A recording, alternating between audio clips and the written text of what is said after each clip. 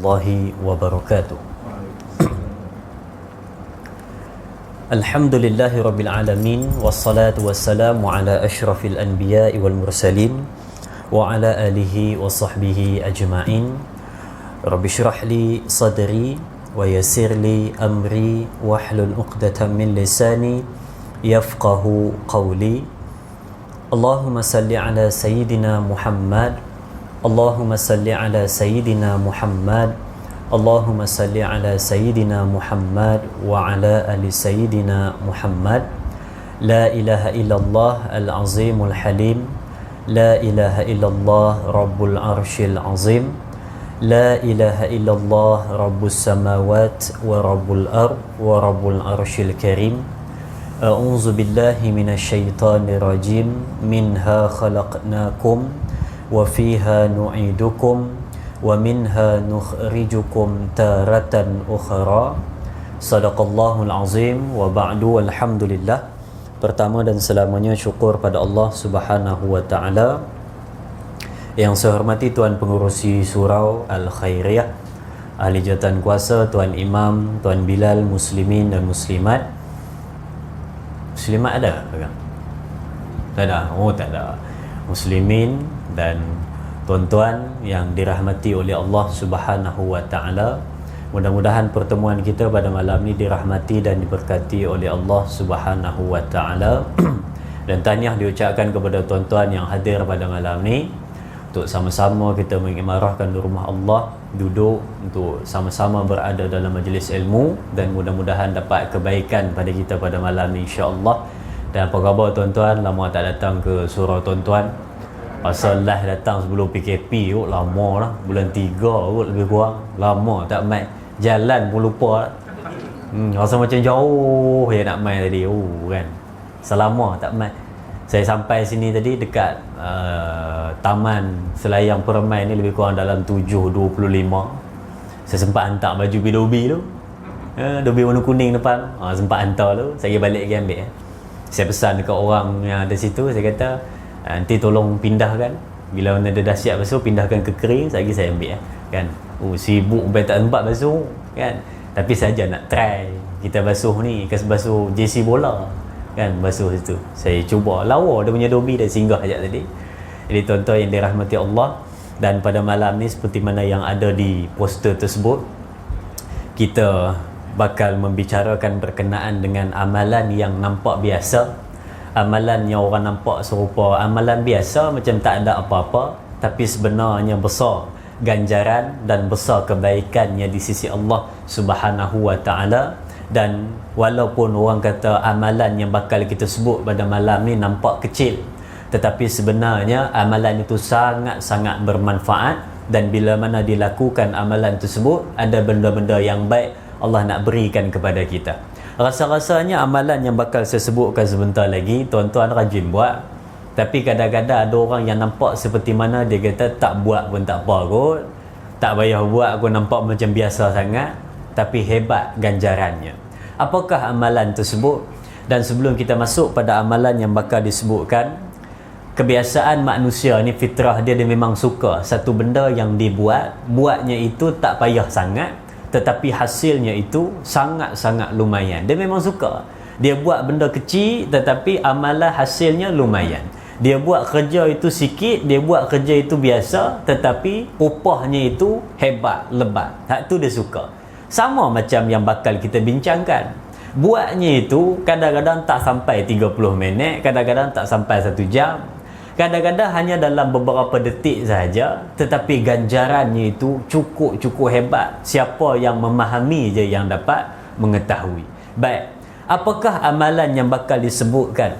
Baik, yang pertama disebutkan di sini adalah siapa yang melazimi, membiasakan diri, membebaskan sahabatnya ataupun saudaranya daripada masalah, maka Allah akan berikan pada dia jalan keluar juga dari masalah.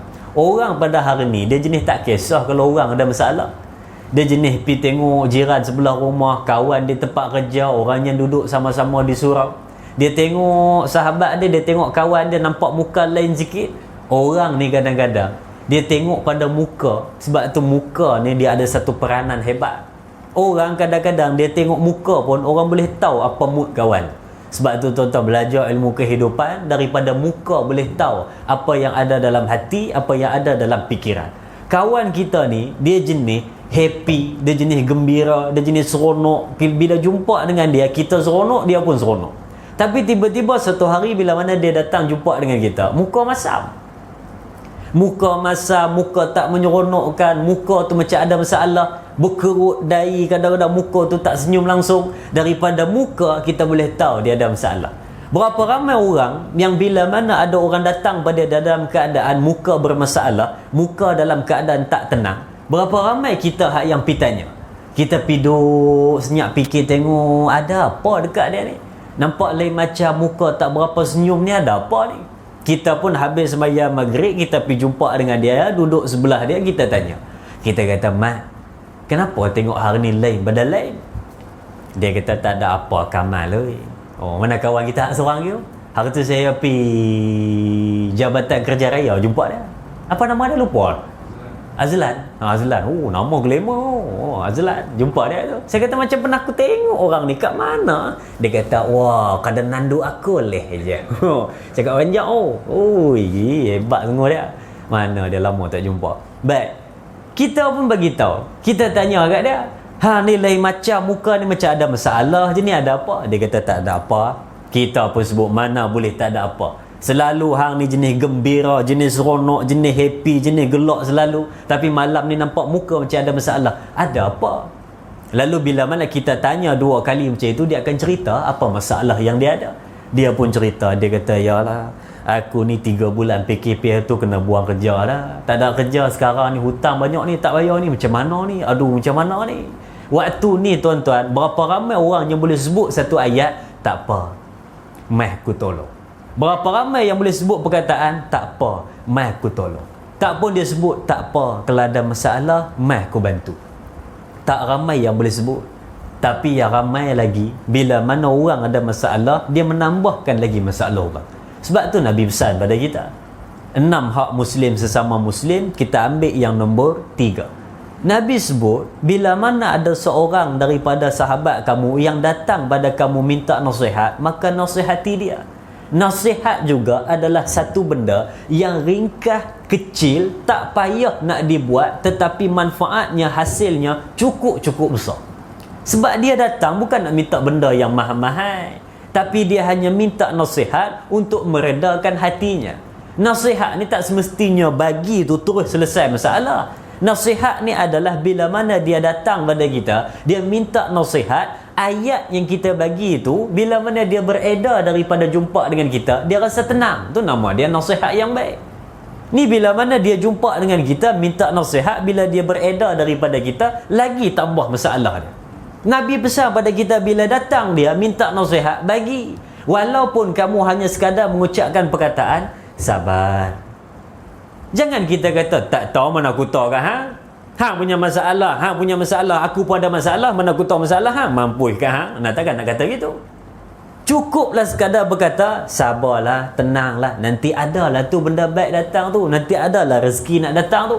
Sebut macam itu pun dah memberikan ketenangan kepada dia. Orang yang suka mengeluarkan sahabatnya daripada masalah, Allah akan keluarkan dia juga daripada masalah. Amalan kecil tapi manfaatnya besar. Sebab tu pada hari ni kita perasan banyak benda masalah datang dalam hidup, tetapi kadang-kadang ada benda yang datang menyelesaikan. Kita tak ada duit, tiba-tiba ada orang bayar hutang. Bila aku berhutang dengan hang ni? Ada dulu, lama dah, 30 tahun dulu. Ni hutang ni aku nak bayar. Tu cerita je tuan-tuan. Mana ada orang hutang 30 tahun, mai tiba-tiba nak bayar. Bohong. Nya ramai 30 tahun dulu ingat ada hutang aku. Mana ada orang lain kot. Tu ramai. Yang saya ada hutang dengan kamu ni 30 tahun dulu tu, lama tu, zaman kita sekolah tu, beli nugget 2 kutu aku hutang kau ni, aku nak bayar. Mana ada 30 tahun teringat hutang nak bayar lagi. Kadang-kadang dia sendiri yang sebut kira halal, tu dia. Tapi ni dia boleh bayar. Yang nak cerita tadi adalah tiba-tiba tak ada duit, kawan mai datang bayar hutang. Bila hutang? Dulu lama dah bayar. Macam mana tiba-tiba boleh selesai masalah dengan mudah? Mungkin dulu pernah bantu selesaikan masalah orang. Kita balik kerja, tengok kawan duduk di simpang dengan hujan, kita tanya, pasal apa ni duduk tepi simpang main hujan ni? Buat rakam video apa-apa ke? Dah, dia kata, kenapa duduk sini? Tayar motor pecah. Aduh, langgar apa? Tak tahu langgar siput tu. Cengkerang dia keras sangat, pecah tayar. Lepas tu macam mana ni? Kedai motor jauh ni, tak apa aku tolak slow-slow. Kita pun dengar tolak slow-slow. Kita kata, tak apa, tunggu sini. Kenapa tunggu sini? Nampak bus stop depan tu, hampir duduk bus stop tu. Lepas tu nak buat apa? Siapa nak main tolong? Tak apa. Dia pergi naik kereta, dia pergi ambil apa nama orang nak sebut tak lepas-lepas pula. Mekanik. Bukan, tak ingat, lupa. Mekanik, dia pergi ambil mekanik, bawa mai suruh tukar situ. Kawan ni kata, Allah, hampir ambil dia mai sini buat apa? Cas pula dia mai sini. Tak bayar, aku bayar. Hari ni buat keluar RM20 bayar cas kawan tu pergi datang untuk tukar tayar bayar sendiri dia kata. Tapi cas tolong bayar RM20, mana tahu satu hari nanti kita pula ditimpa masalah, orang pula yang tolong. Sebab kita tak tahu. Sebab yang ramai pada kita hari ni jenis malas, jenis segan, jenis tak mau tolong orang benda-benda kecil, nak keluarkan orang daripada masalah. Hasilnya satu hari nanti Allah juga menyusahkan kita bila mana kita ada masalah. Sebab tu jangan ada perasaan dalam hati bila mana nampak satu kesusahan pada sahabat kita, jangan dibiarkan begitu saja. Ada orang di sebelah kita dalam keadaan yang sakit, contoh dalam sakit, dalam ditimpa masalah, selalu kita tengok hari-hari dia keluar pergi kerja, dia balik dari kerja, dia keluar pergi kerja, dia balik pergi kerja, Sabtu Ahad dia keluar pergi mana-mana, dia balik mana-mana. Kita nampak tiap-tiap hari. Tak pun kita nampak dia tiap-tiap hari, dia pergi masjid sembahyang, dia balik, pergi masjid sembahyang, dia balik. Tiap-tiap hari kita nampak dia lalu depan rumah kita. Tiba-tiba satu hari dia tak ada. Kita pun fikir, mana dia tak nampak pun. Hari pertama tak pergi, hari kedua tak nampak, hari ketiga tak nampak. Mana dia? Sebab tu diceritakan dalam kitab anugerah-anugerah Tuhan, ada Islam. Dia sebutkan bila mana kita ni hidup berjiran. Kalau kita ni selalu nampak jiran tu, tiba-tiba kita tak nampak, maka pergilah jenguk di rumahnya. Takut-takut dia sakit, takut-takut dia ada masalah, takut-takut dia sakit. Hari pertama tengok tak ada, hari kedua tengok tak ada, hari ketiga tengok tak ada.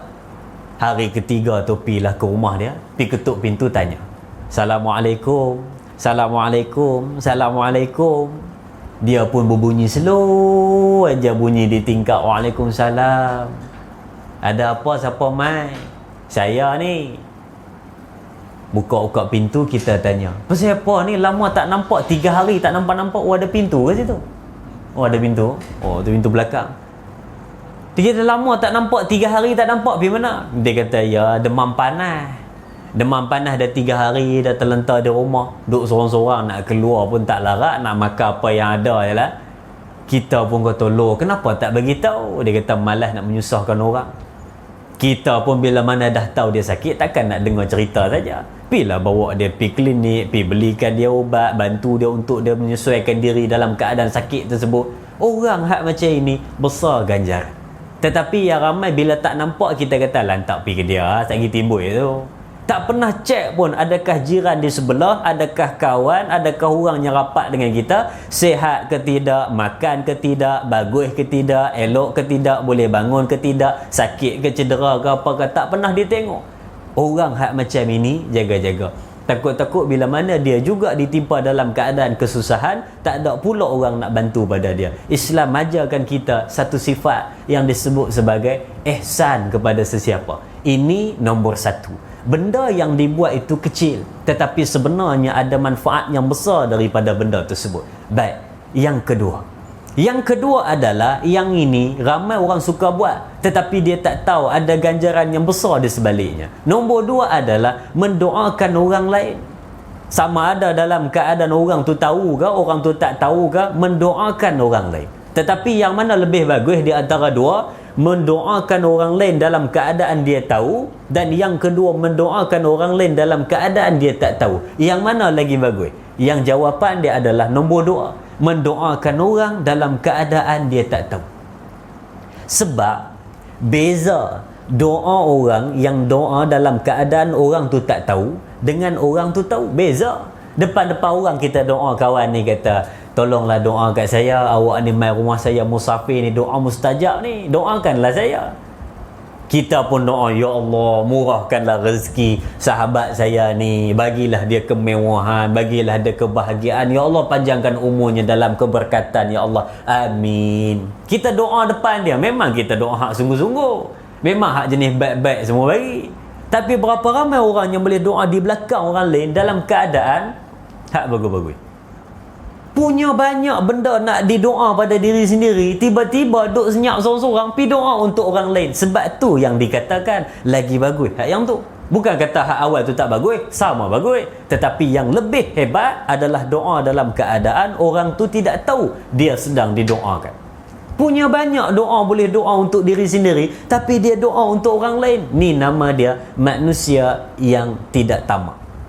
Dia doa, dalam doa dia tu ada doa orang lain, ada doa untuk orang lain. Alang-alang saya sebut nanti tuan-tuan, bila mana berdoa cek tengok berapa banyak doa yang disebut bila mana kita angkat tangan, ada tak doa untuk orang lain. Terus saya tengok hak jujur, ada doa pada mak dan ayah. Tak pun ada doa pada isteri, ada doa untuk suami, ada doa untuk anak. Sebab tu kadang-kadang kita tanya, pasal apa jadi masalah pada keluarga, pasal apa jadi masalah pada isteri, pasal apa jadi masalah pada suami, pasal apa jadi masalah pada anak-anak. Jawapannya, pernah tak doa untuk mereka? Semalam saya live dengan Datuk Dr. Hassan Muhammad Ali. Datuk Dr. Hassan Muhammad Ali, betul nama dia? Dia sebut, dia kata dalam nak menegur anak-anak, ada benda yang penting untuk dia buat. Apakah benda penting tersebut? Setiap kali selesai sembahyang, angkat tangan, doa, sebut nama anak seorang-seorang. Anak nombor 1, anak nombor 2, anak nombor 3, anak nombor 4, anak nombor 5. Memang kita kata, oi, tiap-tiap hari nak sebut banyak, anak 14 orang, dah ikut je lah. Sebut satu sebut. Tapi sebut itu, dimension nama seorang-seorang, mudah-mudahan berkat doa tersebut. Dia sebut nama anak tu seorang-seorang, detail dia sebut. Ada satu cerita lagi, seorang ustaz cerita, ada orang ini, dia doa untuk anak dia, sepertiga malam dia bangun, setiap kali dia sebut nama anak dia, dan dia sebut apa yang dia nak pada anak. Rajin, dia sebut anak nombor 1 Alung, jadikanlah macam ini, jadikanlah macam ini, dia ada sifat macam ini, buanglah sifat ini pada dirinya, sifat tak baik ni jauhkan. Dia sebut satu-satu. Ini yang dikatakan bagus. Doa dalam keadaan orang tu tak tahu, mendoakan. Malaikat kata untuk kamu pun macam itu juga. Orang yang rajin mendoakan orang lain ini ada 2 ganjaran hebat. Nombor 1, apa yang didoa untuk orang lain itu, pada dia akan dapat macam itu. Dia doa pada orang itu murah rezeki, orang dia juga akan dapat. Dia doa pada orang untuk kemudahan pada hidup, dia juga akan dapat. Dia doa pada orang supaya bahagia dunia akhirat, dia juga akan dapat macam itu. Apa yang didoakan, dia akan dapat balik.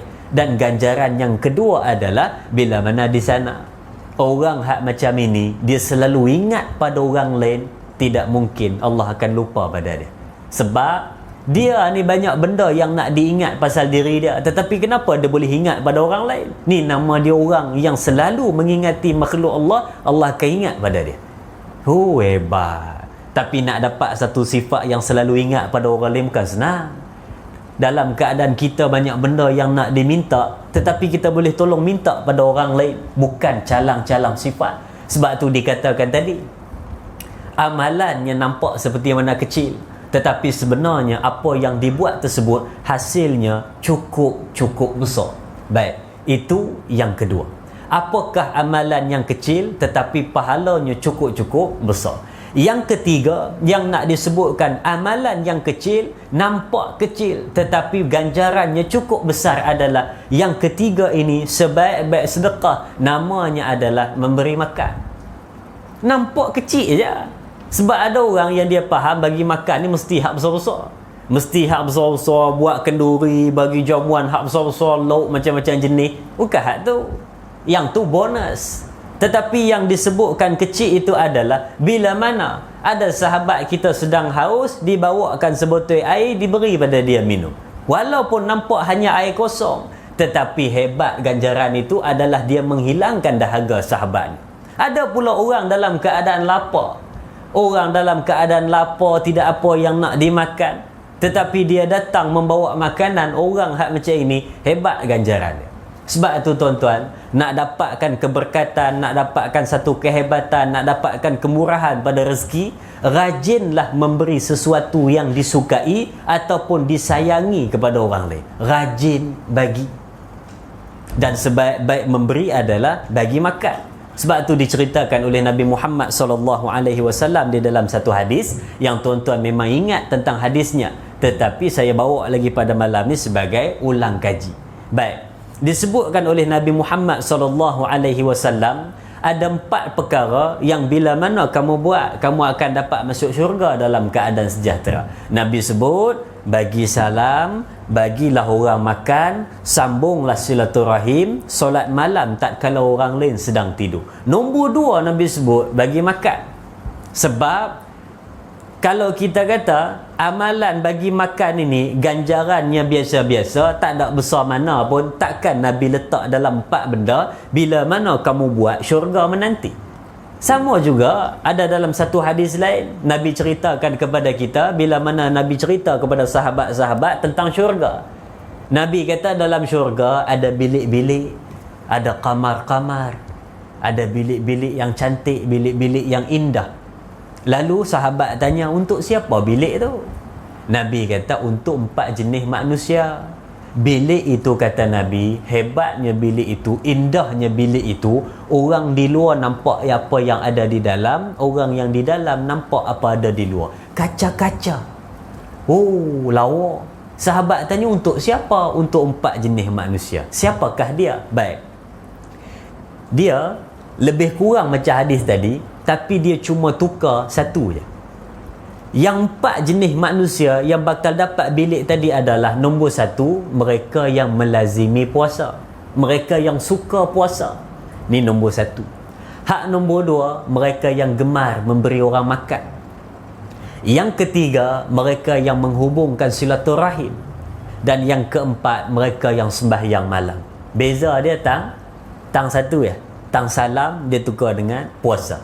Mereka yang melazimi dan gemar dan suka untuk berpuasa. Tapi yang nak diceritakan 2 benda.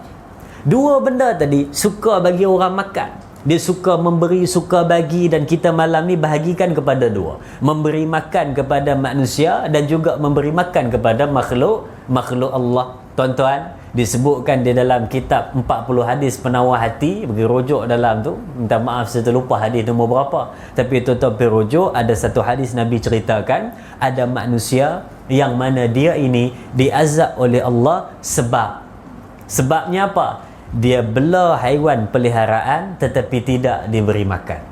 Haiwan peliharaan dia bela dengan niat dia nak bela seronok-seronok, dia nak manja-manja, hak nak main-main, tetapi makan tak dibagi. Dia bela kucing daripada gemuk, gedempo kucing sampai kucing tu amat tulang pun nampak. Berjalan tu daripada belakang kuruh je macam rangka ayam. Jalan, tak bagi makan. Dia boleh sebut, dia kata tak apa, dia kucing malam-malam pandai dia keluar pergi cari makan. Ingat kucing tu pandai order makanan kedai burger. Dia mana tahu. Tambah pula dia duduk dekat kawasan perumahan yang tak ada dekat-dekat dengan kedai, tak dekat dengan market. Dia pun tak tahu nak pergi makan di mana. Bila dia minta makanan kita tak bagi. Bila mana dia nak makan kita tak pernah hidangkan dia kat sikit. Makanan dia tidak pernah dibelikan, hanya dibelak tapi tidak dia bagi makan. Saya pernah sebut di satu tempat, tuan-tuan, malam ni saya ajar pada tuan-tuan bagaimana kucing minta makanan. Ni ilmu kehidupan. Dia cari dekat dalam buku, kadang-kadang tak jumpa, tapi malam ni kita kongsi. Tuan-tuan biasa tengok ada 3 keadaan. Yang pertama, kucing itu dia hanya menarik tuan-tuan punya seluar ataupun kain.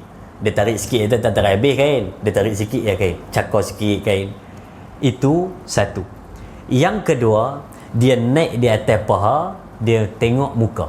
Itu 2. Yang ketiga, dia naik terus di atas meja.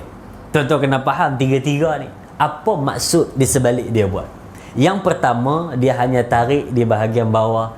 Dia cuma minta. Dia kata, ada tak sikit? Saya nak. Dia tarik tu, dia tanya, ada tak sikit? Saya minta.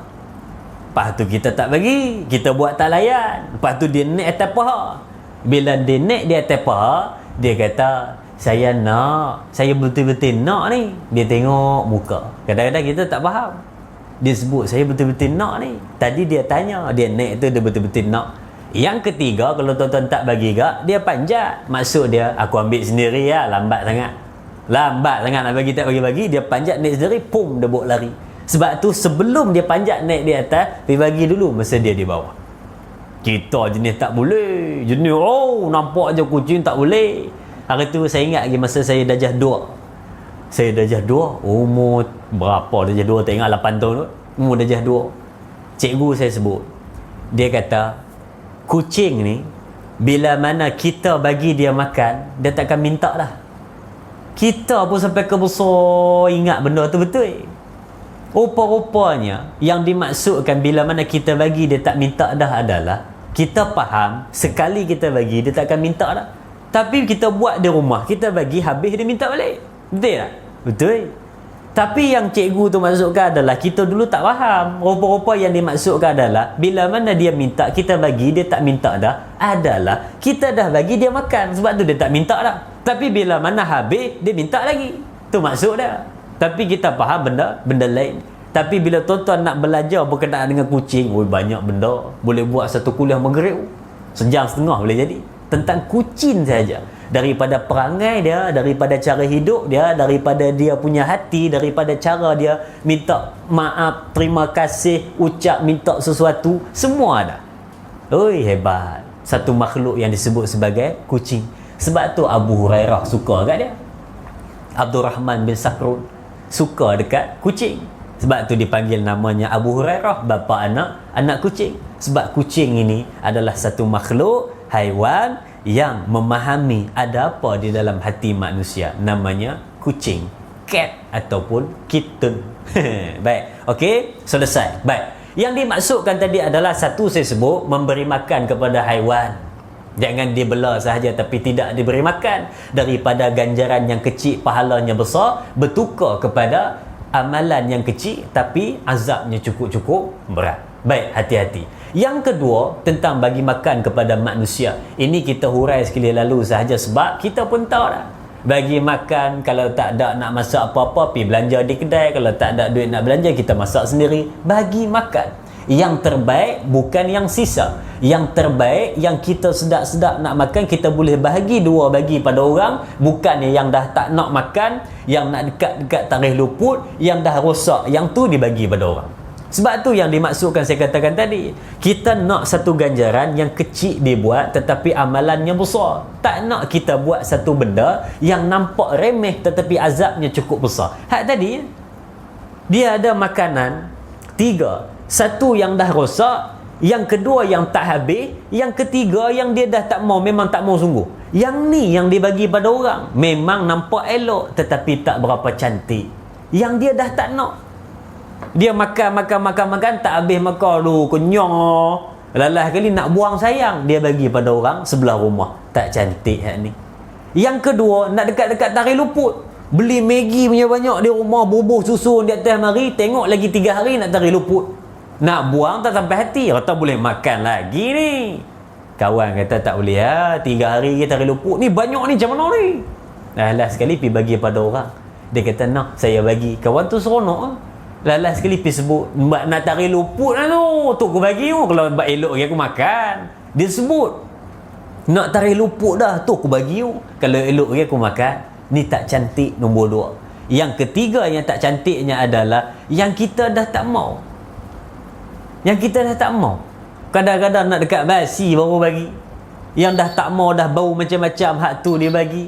Dia bertukar daripada kita nak pahala hak sebesar-besarnya, bertukar daripada jadi hak yang tak elok kepada kita. Tolong diubah. Yang pertama tadi tentang buat amalan membebaskan daripada kesusahan. Yang kedua tentang doa. Yang ketiga tentang memberi makan. Baik, yang keempat, apakah ganjaran yang kecil tetapi pahalanya cukup besar? Yang seterusnya adalah membuang sesuatu yang dapat menyusahkan orang lain. Ayatnya tulis di sini, membuang sesuatu yang dapat menyusahkan orang lain. Tapi kita nak kait dengan kehidupan kita zaman sekarang. Contoh, kita ambil sedikit demi sedikit. Tuan-tuan pergi ke tandas belakang, tandas siap dulu baru buat, sekarang siap dah, lama tak main, sampai siap dah tandas baru main, kan? Dah siap tandas di belakang orang buat elok. Saya suka sebut berkenaan dengan tandas sebab tuan-tuan, satu lagi ilmu saya nak bagi tentang mempelajari sifat manusia. Kalau tuan-tuan nak tahu sifat manusia, nak tahu sifat manusia, pi ke mana-mana, pi ke tandas dulu. Tuan-tuan pi ke surau, pi ke masjid orang, tuan-tuan pi tandas dulu. Kalau tuan-tuan pi ke rumah orang, pi jam tandas dulu. Kalau tuan-tuan pi ke kedai makan, sebelum order makanan, pi tandas dulu. Orang yang cerdik, sebelum dia order makanan, dia pi tandas dulu. Adakah membuang hajat? Tidak. Tetapi dia nak tengok apa grade tandas tersebut. Kalau di depannya bersih, tandasnya grade E, tak payah. Sebab tu sifat seorang manusia dia terletak kepada kebersihan.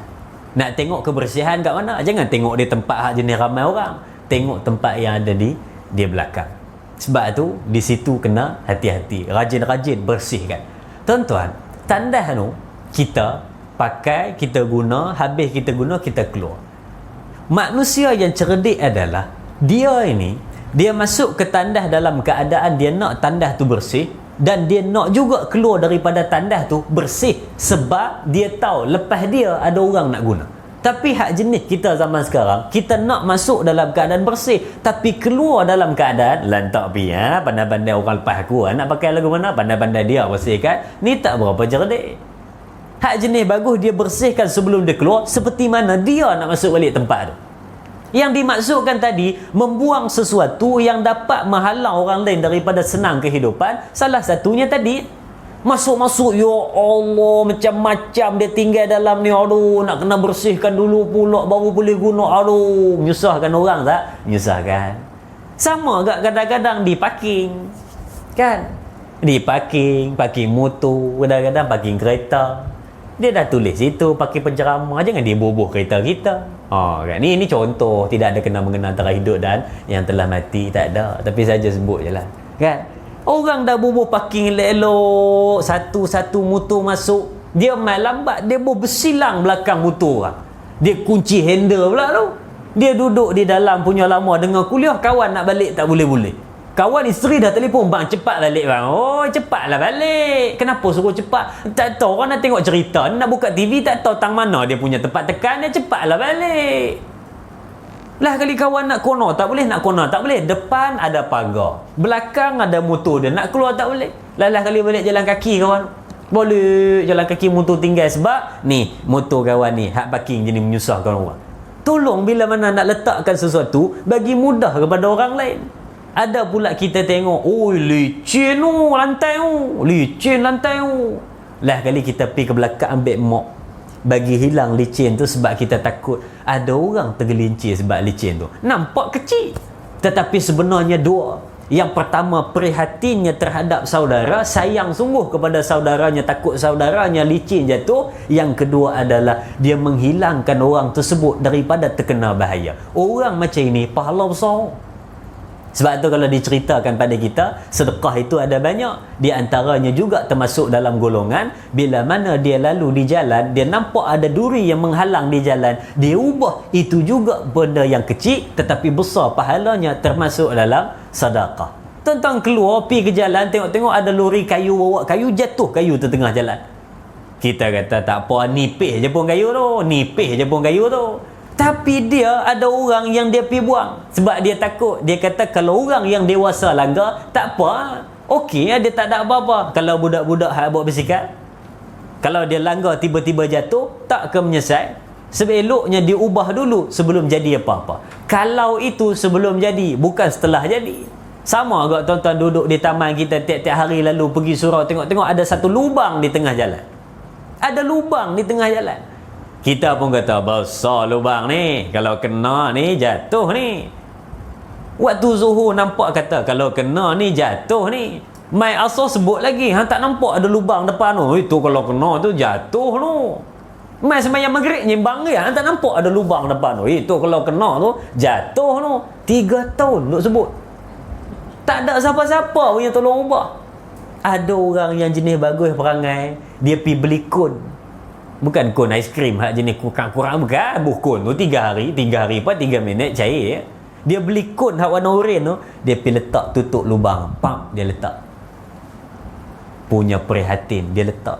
Ada hak lagi bagus, dia pergi beli tu batu, dia pergi beli tar balik, dia pergi bobor bagi elok. Orang macam ini nampak duit keluar banyak sebab beli kon, sebab beli tar, sebab beli batu balik.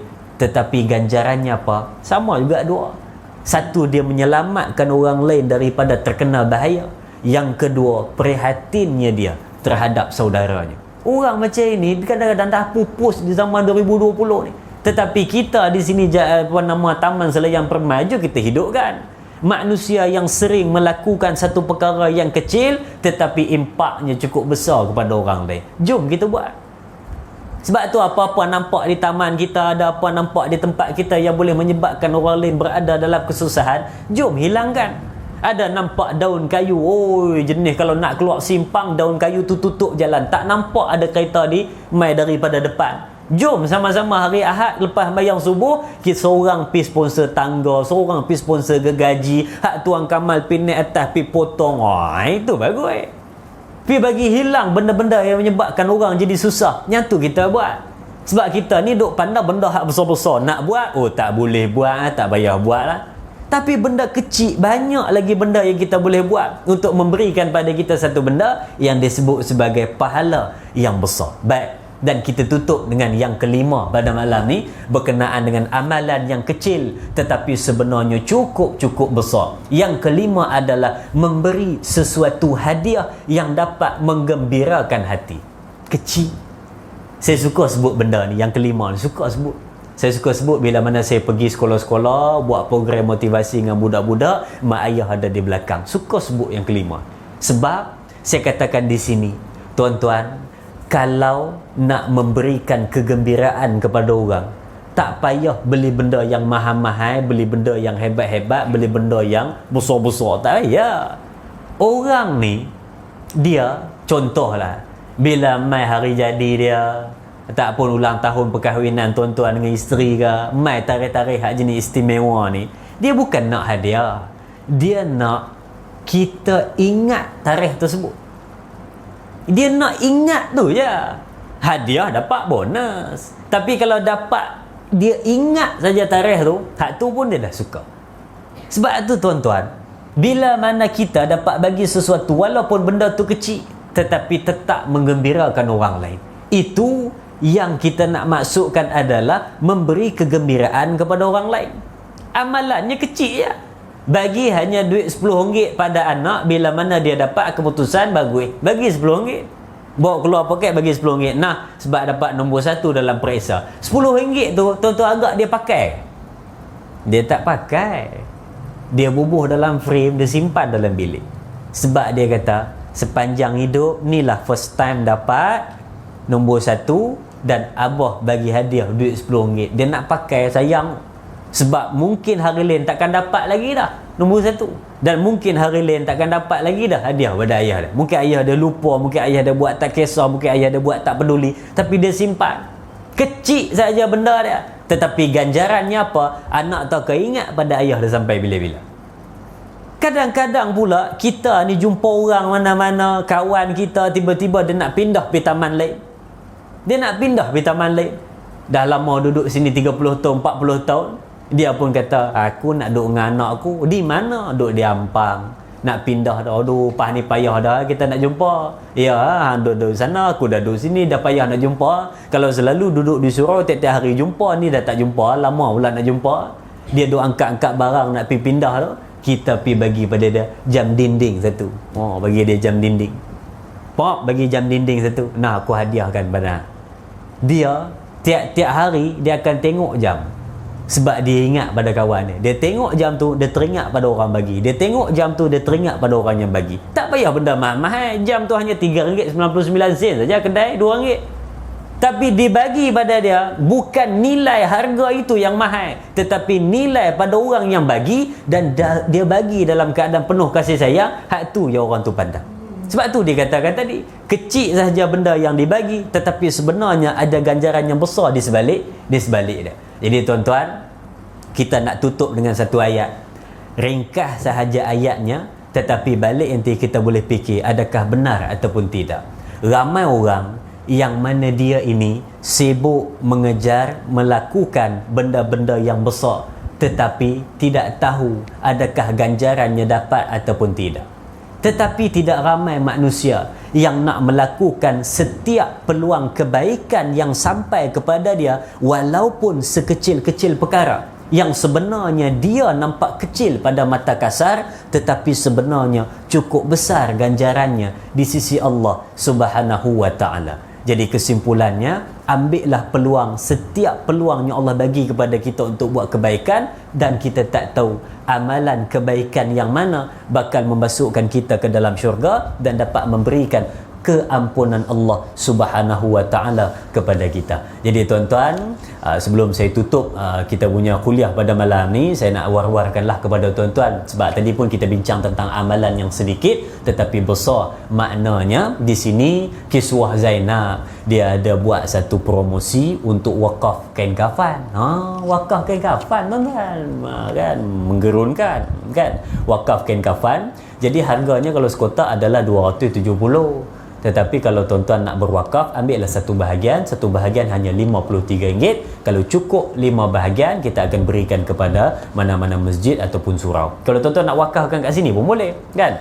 Sian jenazah kat depan, asyik pakai hak sama, dia gantilah hak baru-baru pula, kan? Kat depan nampak kan ada signboard depan tu, gambar jenazah tu. Lama dah duduk situ, hak pakai hak lama, ganti hak baru sikit, kan? Bagi hak dia. Baik, okey, siapa-siapa nak boleh jumpa dengan sahabat saya di belakang, Tuan Samsul yang segak beraya pakai baju masuk dalam tu. Tuan-tuan boleh jumpa dengan dia untuk bincang berapa harga, dan tuan-tuan kalau nak ambil sekotak boleh, nak ambil satu bahagian pun boleh. Kiswah Zainab, Rahsia Cinta Abadi. Jadi tuan-tuan boleh tengoklah, depan ni ada kotak ada, kalau tuan-tuan nak buka tengok pun boleh. Ada macam-macam di dalam. Kapur barus pun ada, tidak ketinggalan. Baik, tuan-tuan, kita tutup dengan doa. A'udzubillahi minasyaitonirrajim.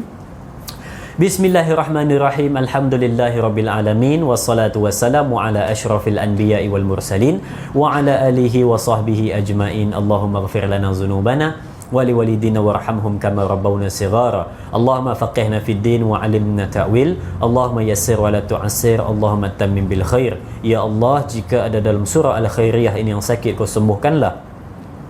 Jika ada yang berhutang, kau langsaikanlah. Jika ada yang bergaduh, kau damaikanlah. Jika ada yang bermasalah, kau bantulah ya Allah. Satukan hati-hati kami, satukan hati-hati kami, satukan hati-hati kami. Rabbana atina fid dunya hasanah wa fil akhirati hasanatan wa qina adzabannar. Wa sallallahu ala sayyidina Muhammad wa ala alihi wa sahbihi wa tabaraka wa sallam. Walhamdulillahi rabbil alamin. Amin ya rabbal alamin. Minta maaf jika ada terkasar bahasa, tersalah bicara. Berjumpa lagi di lain masa. Sekian. Assalamualaikum warahmatullahi wabarakatuh.